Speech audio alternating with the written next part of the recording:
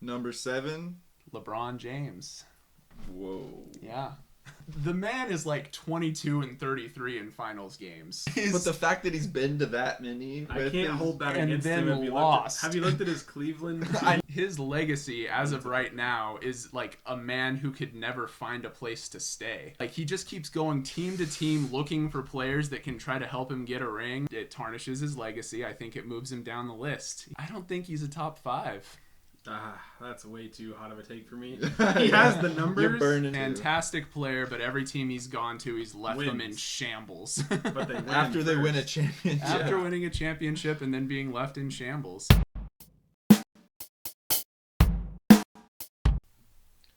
The original NBA GOAT, Bill Russell, sadly passed away yesterday at the age of 88. Arguably the best winner in sports history. His passing got me thinking, who are the all-time best NBA players? Who are the GOATs, the top 10 list? But before we each get into our lists, I'd like to bring up the comment of the week, which came from Rakeem Murdoch when he took Colton's hot take Not so from hot of a last take. week Not so hot. one step further when he said that Sacramento is going to win the championship. We all believe this in Sacramento. Kings Nation, baby. Second favorite team this year. Riding with you. I mean, you gotta love the diehards. Like, we've all been there. We might be there right now with the Portland Trailblazers, believing that they have a shot. But, Optimism. yeah, we're glad you're excited about your team. Stay tuned to the end of the video to hear our question of the week for this week. You might be featured on our channel. So we'll get into number 10. I have the greatest shooter of all time, Stephen Curry. I have Shaquille O'Neal at number 10. And as for me, I got Wilt.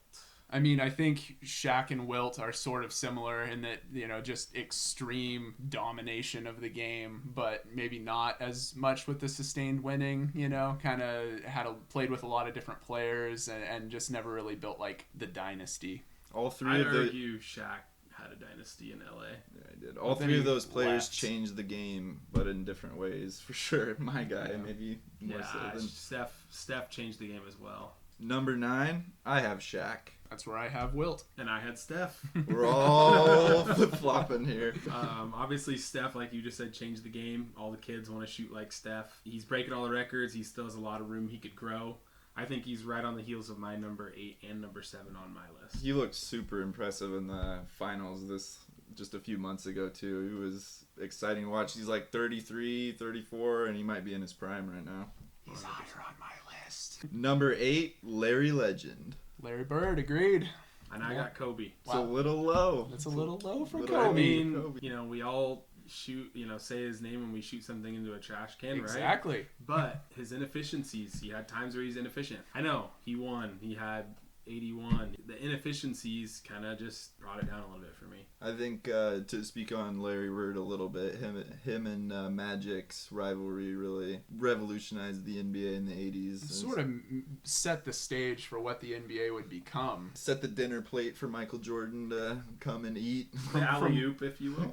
None of us were, lucky enough to be there at the time, but from what I hear, it sounds like it really made the game fun for a number of years. And I mean, just the stories that you hear about Larry Bird, telling people exactly what he was going to do and then doing it to them, I mean, that's the kind of stuff that if that was happening today, it would be just meme gold. Yeah, everyone who watched him play and played with him has him on the list, so it's hard to argue with that.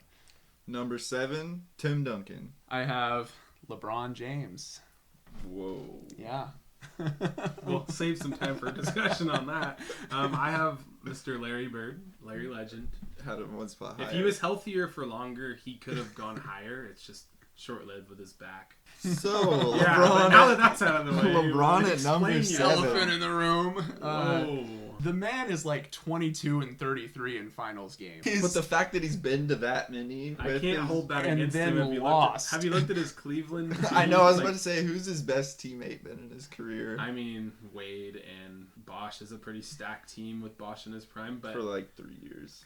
So here's the that's a thing. dominant player. to Here's the play thing with. about LeBron's No, I'm just legacy. saying it was short-lived. He didn't have like a Pippen. his legacy as of right now is like a man who could never find a place to stay. Like, he just keeps going team to team looking for players that can try to help him get a ring, instead of just like building a team and like creating a coalition of players who he can go to war with for year after year after year.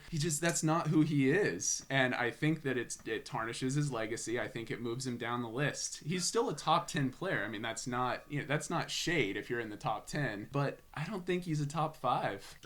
That's way too hot of a take for me. He has the numbers. You're burning me over here. He wins with every team he goes to. It doesn't matter how. He's won a championship on every team he's been on. His 2016 playoff run and finals when they overcame that 3-1 alone puts him in at least the top James. 5 for me. I mean, so he's got all the numbers. He's about to be the leading scorer in league history. He has so many he started legendary playing when he was moments. 17. He can pass, he can rebound, he can steal, he can block, he can do it all, and he's wins. been consistently top 3 NBA players his whole career. Fantastic player, but every team he's gone to, he's left them in shambles. But they win after they win a championship. After winning a championship and then being left in shambles. It's not my... We're gonna have to move on from this.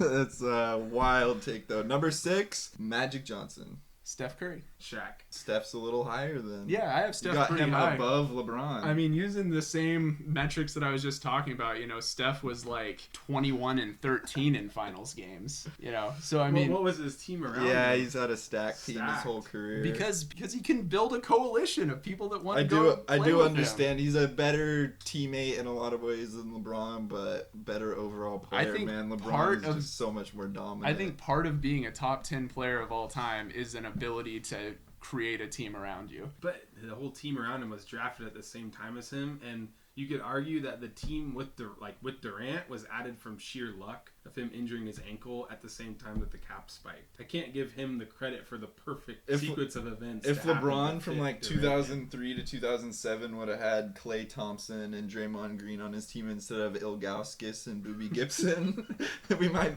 have been a different story for LeBron. Except that they probably would have ended up leaving for some stupid reason, or he would have left right That's before. hearsay. We don't know that. To make my point really quick, Shaq was dominant. Yeah. Shaq was pretty dominant. That's true. Number 5, I've got the man who inspired this list, Bill Russell. I have Kareem at number 5. And I have Tim Duncan. I feel like Bill Russell is kind of like Tim Duncan on steroids, honestly. He played in a different era, but man, is he the ultimate winner.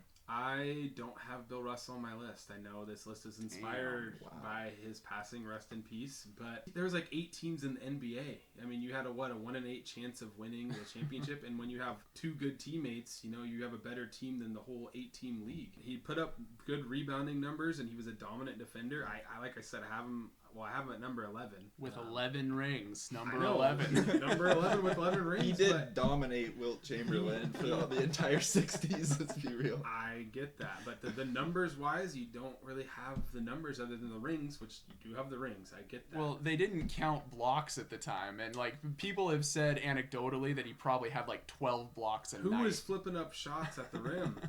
Wilt Chamberlain. 50 and people in the 50s. I mean, and meanwhile, I have Tim Duncan at 5. I don't have 5 Timmy, rings. So. He was one of only 5 players that has scored over 25,000 points and had over 15,000 rebounds in league history. He won. I do kind of feel like Tim Duncan was the Bill Russell of this generation. I mean, just because he wasn't flashy, I don't understand. I think he's clear-cut the best power forward of all time, and there's no argument. And I don't understand how he's not higher on people's list because he won. He put up numbers.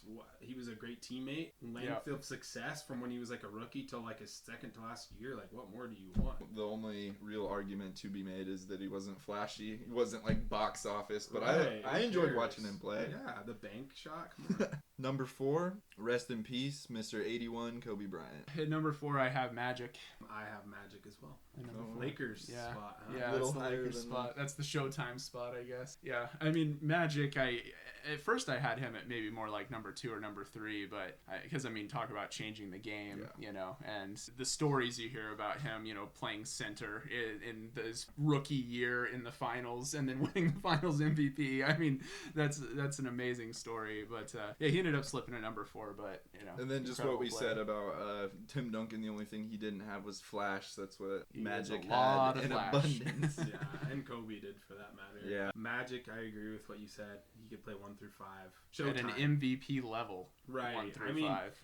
He kind of lost some of that longevity with his unfortunate diagnosis, but he was still that big, larger than life. Yeah, it's interesting to think about what his career would look like if that hadn't happened. You know, he probably would have He had... was kind of at the tail end of his career, and Michael was nipping at his heels, but he was a dominant force. Number 3, Kareem Abdul-Jabbar. That's where I have Bill Russell. And I have Kareem as well. Yeah, I think Kareem is probably the best big man of all time. Most points in NBA history, unstoppable For now, move. LeBron's going to pass him most likely this season. Yeah, but he's had that record since the 80s. Right. So. Kareem's great. I did move Bill Russell up to that slot because as I was preparing for this, you know, I was reading about him a little bit, and just as you read about the 11 rings, the player coaching, his knowledge of the game, his ability to block shots but control them in a way that started the fast break. I mean, the man invented the fast break. He invented fast break basketball. So yeah, he moved up to number 3 on my list. And Kareem, 6 championships, 6 MVPs, 1 unblockable weapon. Yeah. Like, come on. He had a lot of good teammates in his career too, but he was almost always the best player on his team, And even playing with Oscar and Magic. And is his role in Airplane the best athlete acting ever? You're forgetting Shaq. I was trying Kazam. Kazam. I was trying to forget that. I was going to say Shazam, but I knew that wasn't right. Number 2, LeBron James. That's where I have Mr. Kobe Bryant. Whew. And I have LeBron as well. That's high for Kobe in my opinion. Yeah, I get it. He's kind of like Michael Light, but I think there was a few guys that had more dominance in their career, and like you were talking about earlier, a little bit more efficiency. All I know is that my entire childhood was nothing but Kobe Bryant ripping my heart out and throwing it on the ground and stomping on it.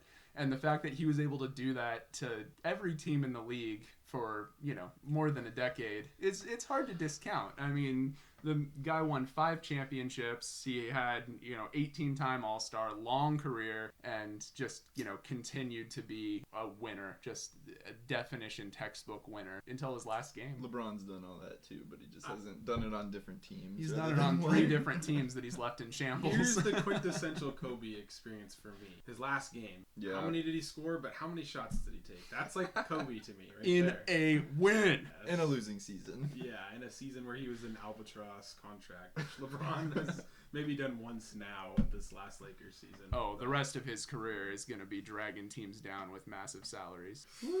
That hater over here. LeBron can also play 1 through 5 like Magic Johnson. He has really no weaknesses on the basketball court as far as his game goes. He's hit jumpers, big jumpers. He's can drive the ball, pass the ball, rebound the ball. Big finals moments, big playoff moments, carrying his team all the way. You can argue about his off the court stuff or his shenanigans with the That's definitely his GM. weakness. Is his demanding control over teammates and the organization. And that's why I have him at number 2. Yeah. Stay tuned I don't to think. find out who number 1 Yeah, I is. don't think there's much of a question for any Any of us guesses? about who number 1 is. Allen Iverson.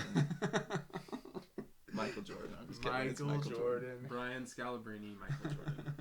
Yeah. Do we have to talk He's the about GOAT. He's the GOAT. Best winner of all time. Best stats of all time. The man- most exciting, flashy. Clutch. Just all of the stuff that we mentioned, he's at the top. He's of like an all of it. icon, a legend. You can't argue LeBron's better than him. I don't see how people can. I don't know why. The they man are. never lost a finals series. 6-0, 2 3-peats, 24-11 in the finals. It took him a while to get 24-11. It took him a while to get over that hump, but once he did, he was absolutely unstoppable. If he didn't retire the first time and go into baseball, he probably could have had 2 more rings. Probably could have bridged the 3-peats. That's He what I'm probably saying. He could have had 8-9 championships It would have been in a fun row. to see him, his Bulls versus Hakeem's Rockets. I always felt Hakeem, like that's. number 12. Yeah, shout I out know on my he's in there list. too, but I've always thought that's a playoff series we kind of got, or a finals that everyone got gypped on. So there's our lists. Do you guys agree or disagree? And since you've stayed this far, now is our question of the week. Which up-and-coming star has the best chance to break into this top 10 GOATs of all time? Luka Doncic, Jason Tatum? Giannis. Comment below and you'll have a chance to be featured on our next video. Plus, we'll all get to yell at each other over that one. Thanks for watching. Bye. Like, comment, subscribe.